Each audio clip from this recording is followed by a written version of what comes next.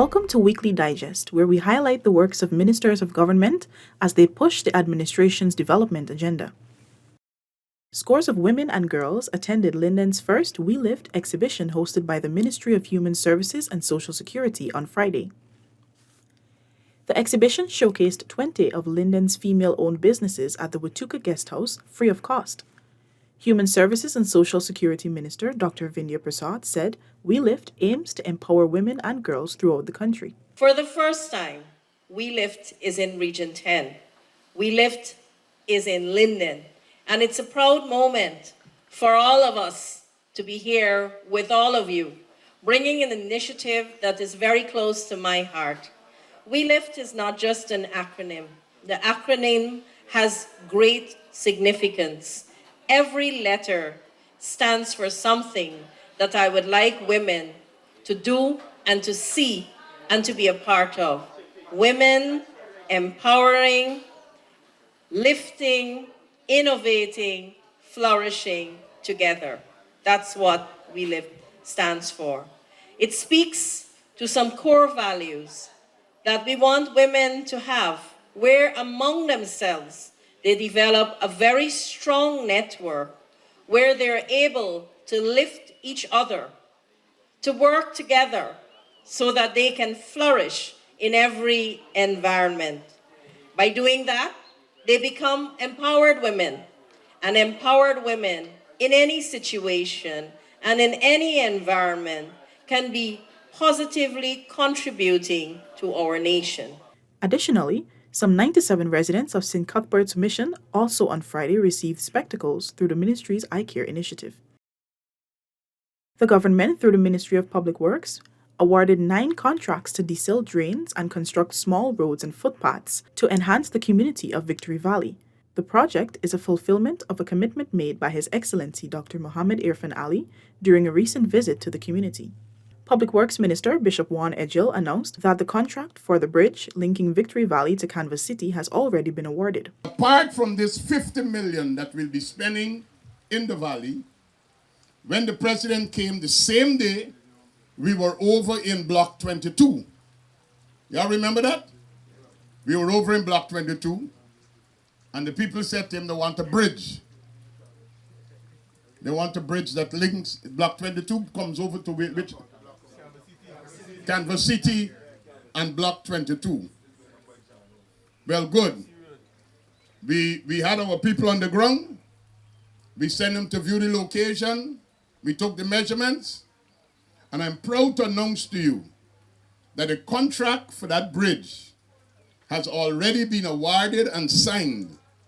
$34 million worth of a concrete bridge, a proper bridge to put in that area. The project aims to create employment for residents, especially youths, and to foster community development by keeping the revenue within the community. Public Works Minister Bishop Juan Edgil says the $106.3 million four-lane road project from Ogle to Hagsbosch will create new opportunities for development, which will enhance the lives of citizens while improving traffic management and efficiency. The minister was addressing residents at the public stakeholders meeting at Cummings Lodge Secondary on Wednesday. This road, for those of us who live in the area, because of its passage, will open up new lands for development, housing, industrialized businesses, office complexes, and other commercial centers. The project, dubbed Phase 1 East Bank to East Coast Linkage Project, is being undertaken by Ashoka Buildcon Limited. This will stretch 7.7 kilometers. The project has a 2-year construction period. The contract for the road project was signed on June 24, 2022. The road will commence at the junction of the Ogle Access Road and the East Coast Demerara Public Road. The second Human Rights and Sustainable Development panel discussion was on Saturday held at Guyana's inaugural Human Rights Expo at the Arthur Chung Conference Center, Lilienthal. Parliamentary Affairs and Governance Minister Gail Teixeira, who spoke on the panel, touched on the importance of democracy and human rights. Democracy and human rights are the key pillars, the foundation on which we have a chance in the world to survive and to be able to provide for our people and to recognize, when you look at the world, and the UN Secretary General pointed out, the increase in the issues of discrimination based on whether it's nationality, ethnicity, gender, and so on, that we have to work and continually work on creating a more tolerant world. The Human Rights and Sustainable Development Conference examines human rights and sustainability and how the two are connected. In its effort to further commercialize value-added production through agro-processing, the Agriculture Ministry on Saturday commissioned a $37 million state-of-the-art agro-processing facility at Fort Wellington, West Coast, Berbice. Minister of Agriculture Zulfikar Mustafa challenged farmers to fully utilize the facility. This is the first time in the history of Region 5 that we are having a facility like this. And I want to challenge the farmers in Region 5 that they must make full use of this facility. The facility will see approximately 700 persons, including farmers, women, and youths, from Regions 5 and 6 benefiting from services that will increase the value and extend their product's shelf life. Meanwhile, Minister within the Local Government Ministry, Anand Prasad, said the PPPC administration is committed to providing the best education for all Guyanese students. Whichever path you choose, I have faith that you will use the arduous academic knowledge and skills you have acquired throughout the Hinterland Scholarship.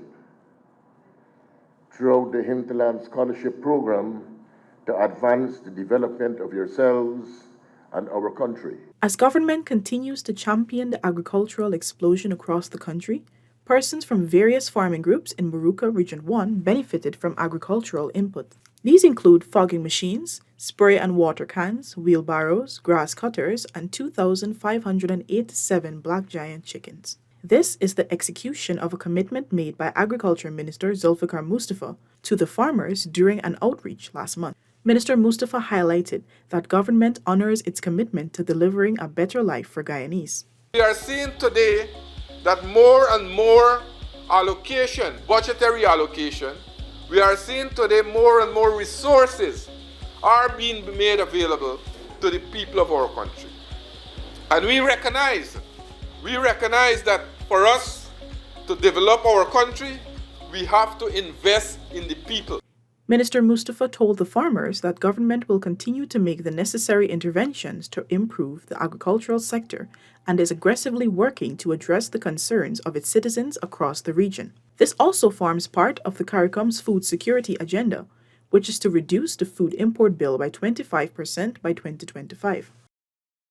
Staying true to the commitment of President Dr. Irfan Ali of protecting vulnerable persons wherever they are in the country, a high-level government team swooped down at Jawala and other villages along the Mazaruni River to assess the damages done by the recent flash flood. That team included local government and regional development minister Nigel Darmlal, housing and water minister Colin Crowell, and head of the Civil Defense Commission, CDC, Colonel Nazrul Hussain. Not only was an assessment conducted, but essential items like rain boots and water tanks were given to the affected families. He acknowledged the impact of the flooding on the village's economies as damaged farmlands, farming. Today we are up in the upper Mazaruni, and our plan is to visit as many communities as possible so that we can have an understanding of the current situation and how you're affected.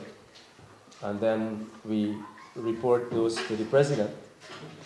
And as best as possible, we'll be able to respond to some of your needs. A number of concerns were raised by residents, the majority of which were addressed by the ministers.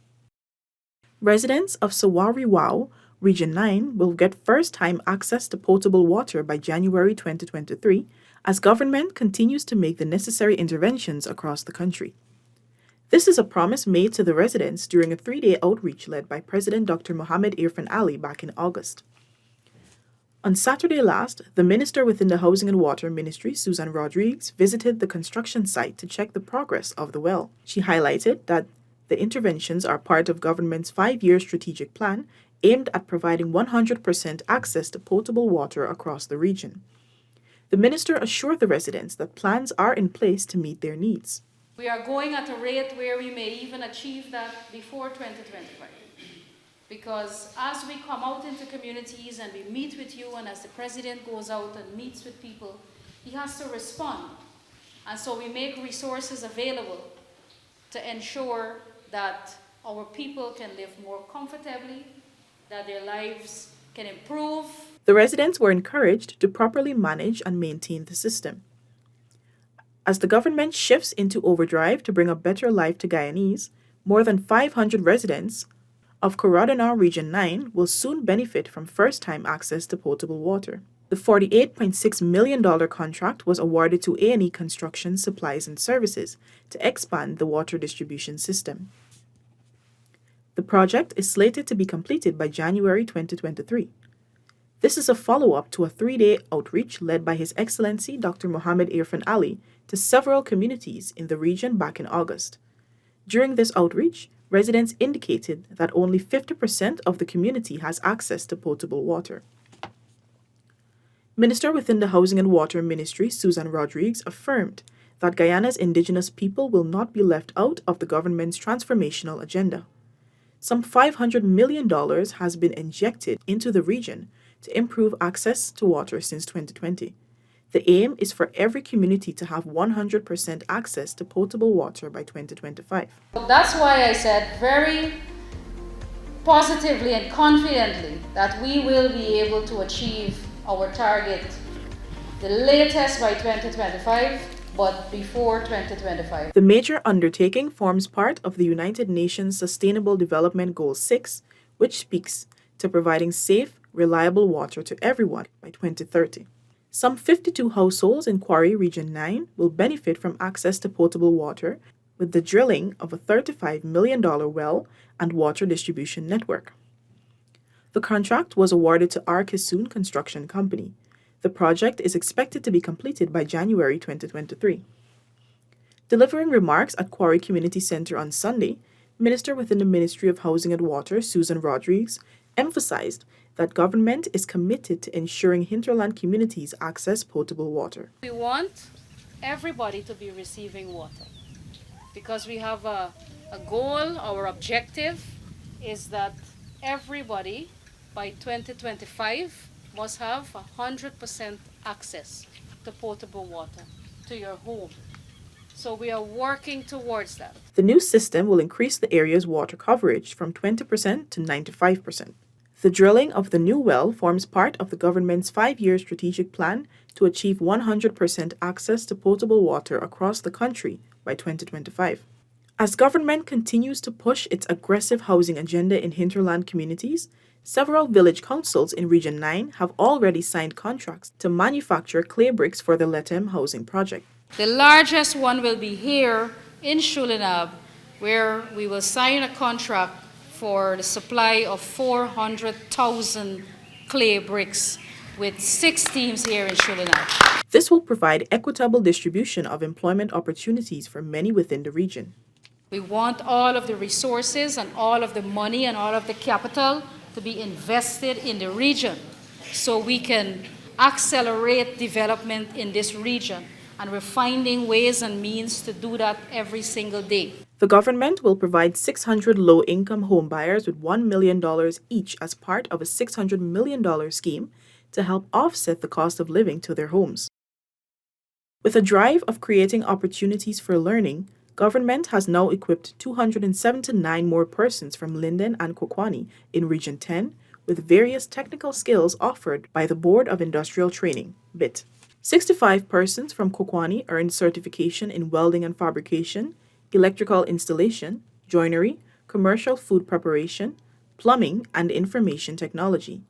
214 Lindeners have been certified in various disciplines, including heavy-duty equipment operation, motor vehicle repairs, welding and fabrication, and electrical installation.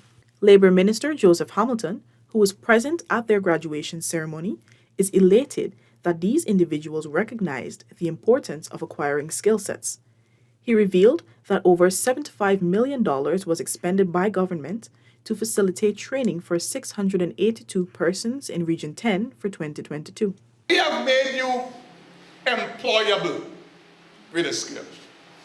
Now, you have to become employed for those who are not employed. You follow me? We have made you, Pastor Blair and all the other people, they have made you employable. You have a skill. You now have to get up and get, as they say. It's no more sit down and cry. We have to be prepared.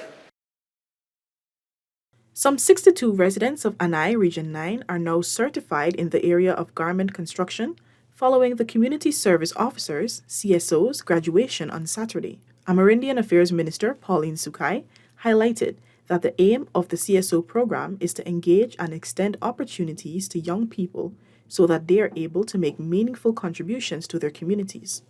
There are many opportunities that abound in our country, both skill and academic.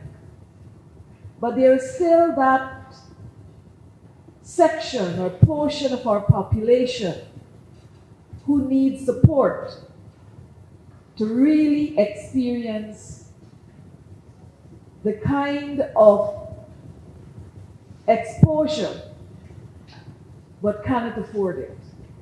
And so under the CSO program, which falls under the Youth Entrepreneurial Apprenticeship Program, we are making it possible. The CSO program is a representation of the government's commitment to creating employment opportunities in hinterland communities. We represent the PPP civic government, who now holds the reins of power and has the responsibility for ensuring that opportunities are made accessible for those who cannot pay for it, neither cannot afford it. It is an experience we want to provide to the young people who are vulnerable in various villages in the hinterland regions. The YEEP program, which was reinstated in 2020, is indicative of the government's unwavering support for youths of indigenous communities. In another passionate demonstration of the PPPC government's dedication to fostering development in hinterland communities, the Ministry of Amerindian Affairs on Sunday handed over a tractor in Region 8 to be used by the residents of Bryan Sucre Junction and Bamboo Banding. The tractor will prove useful for agriculture and tourism as well as for village infrastructure. Amerindian Affairs Minister Pauline Sukai noted that the government is prepared to respond to the needs of all communities. Our government continues to work for the people, and what we see happening here today is just an extension of that work for Guyana. Our president is very passionate about building a One Guyana. He's very passionate about our people benefiting from the resources that we have in our country. He's also very passionate about ensuring the vulnerable communities, their concerns are addressed. A sum of $44.2 million was allocated in the 2022 budget to advance the tractor distribution initiative and benefit 71 hinterland communities. The initiative is intended to promote food sustainability and agriculture. Minister Sukai handed over a boat and engine to the residents of Moose Landing. Additionally, as part of the launch of the Madia Youth Initiative Transportation Service, the Amerindian Affairs Minister handed over a bus to the community service officers of Madia. She said this is in keeping with the government's manifesto promises. We are going to address opportunities, whether it's in education, entrepreneurship, small business, development of skills. Our small development, small villages are not going to be left behind. We are going to ensure that they too form part and parcel of the benefits from the resources of this country. The minister's outreach to the region also featured a series of gift distribution activities to the children of the various communities of Campbelltown, El Paso, Madia, Mycobi, Princeville, and Mousy Landing. As part of government's drive to create employment opportunities, 200 youths from Madia Township are set to be gainfully employed under the government's part-time job initiative. Amerindian Affairs Minister Pauline Sukai made the disclosure during a recent interview on Radio Madia. I would want to make an appeal to the young people, to the unemployed, that this is an opportunity that will be open to you. We have on the ground been encouraging those unemployed residents to consider taking up the opportunity. Minister Sukai said application forms can be uplifted at the Madia Community Service Officer's office. When we have a full complement, I believe we will be having a launch of it. Successful applicants will be attached to government agencies within the region and will work for 10 days per month with a salary of $40,000. The part-time job initiative was conceptualized by Vice President Dr. Bharat Jagdeo in an effort to provide economic relief to citizens. Hinterland students who completed their secondary, technical, and tertiary education under the government's Hinterland Scholarship Program have graduated and can now pursue their dreams. Students received their certificates and medals for outstanding performances on Wednesday. CSEC students recorded an 88% pass rate, while CAPE students recorded a 94.7% pass rate. $2 million was invested in the CSEC and CAPE examinations for 2022. Our ministry is very thankful and pleased that you've stayed the course, that you've made us proud, you've made your parents proud, you made your community proud. I know that it is always never easy to spend 5 years away from home. We will seek to ensure that all the batches that come after you will see incremental changes and improvement in our program. The minister also implored the younger generation to aim for a higher pass rate and reiterated the government's commitment to providing quality education for all. The salary increases for healthcare workers nationwide form part of the PPPC government's rectification of the age-old remuneration anomalies. President Dr. Mohammed Irfan Ali on Monday evening announced several adjustments to salaries payable to specified positions within the health sector. There is as much as 74% increase for some categories of employees.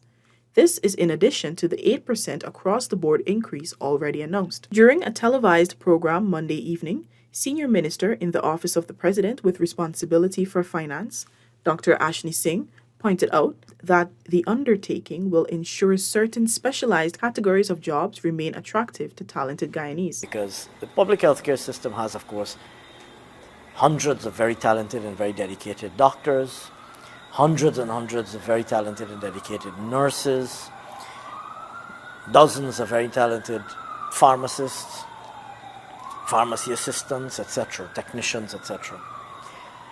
We want to make sure that we continue to be able to attract good quality input, and we want to make sure that in terms of, in terms of the talent pool, we want to be able to attract people with good qualifications. He explained that within the Georgetown Public Hospital Corporation, there is a system where young doctors are recognized and paid for their years of service. We're fixing that anomaly now. So across the entire public healthcare system, whether you're working in GPHC, or Linden Hospital, or Mabaruma Hospital, or New Amsterdam Hospital, or Lethem Hospital, wherever you're working, this graduated system that remunerates you at one level when you're an intern, moves you up when you become a full-fledged GMO, when you're qualified fully as a doctor, you become an entry-level GMO or a government medical officer, moves you further up when you complete 1 year of experience, 2 years, 3 years of experience. That arrangement, which previously obtained only a GPHC, is now applied across the entire system. Meanwhile, Health Minister Dr. Frank Anthony believes the salary adjustment will see more of Guyana's medical talents remaining to support the local system. The environment here to practice medicine is changing drastically. Also, the types of training that we've been offering would allow people to want to be here, to be proud to be here. And with this increase in salaries, certainly we are going to become more competitive in terms of retaining persons in the system. and being able to offer a better quality of care. The adjustments will see more than $1.5 billion of disposable income going into the pocket of public healthcare professionals annually. This brings us to the end of this edition of Weekly Digest. For these and other government-related stories, do log on to our website, dpi.gov.gy, and our social media platforms as well. Goodbye.